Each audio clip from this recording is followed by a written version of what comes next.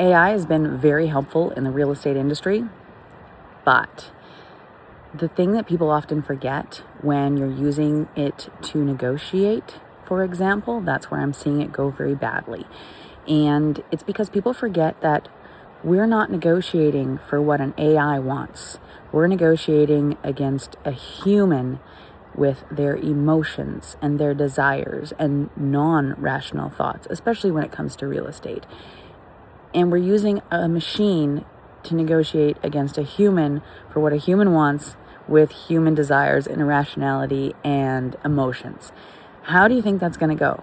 Well, for example, I got one negotiation letter that was extremely set out of why this is the price that they want to pay and all the data points that supported it, not of which were correct, but if you looked at it from a very cold and calculating way, sure, it's an argument. So that example completely turned the sellers off.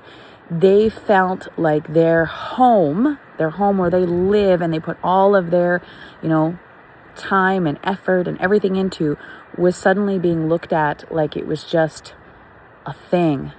And people don't see their homes like that. People see their homes as a very personal item. So when you use a very impersonal way of negotiating about a very personal thing, it can really it can land the wrong way. And I don't think a lot of people realize this. Whereas another example is I got a handwritten letter, hand-typed letter from a buyer to a seller about, why they love the home and, why they, can't wait to see themselves and how much they feel an attachment emotionally to it already. They didn't list anything about price. They didn't justify any of their reasoning. And which one do you think made more of a difference? Well, in this case, both of these properties were waterfront. And in the case where they, and both of them had been in the families for a long time. And in the case of the handwritten letter that was heartfelt and directly from the buyers, the sellers came down.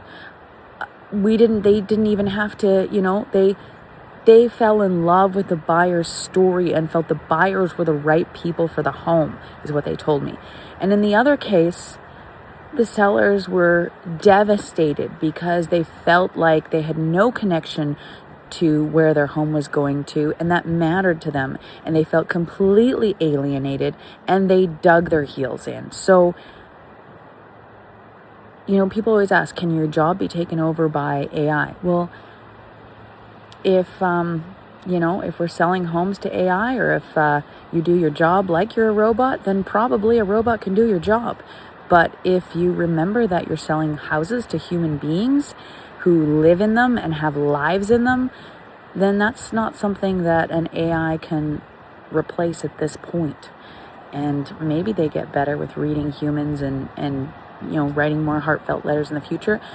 But now I would encourage you, if you think AI is doing all the work for you with your negotiation letters, maybe consider who you're writing it to. Are you writing it to an AI, or are you writing it to a human being?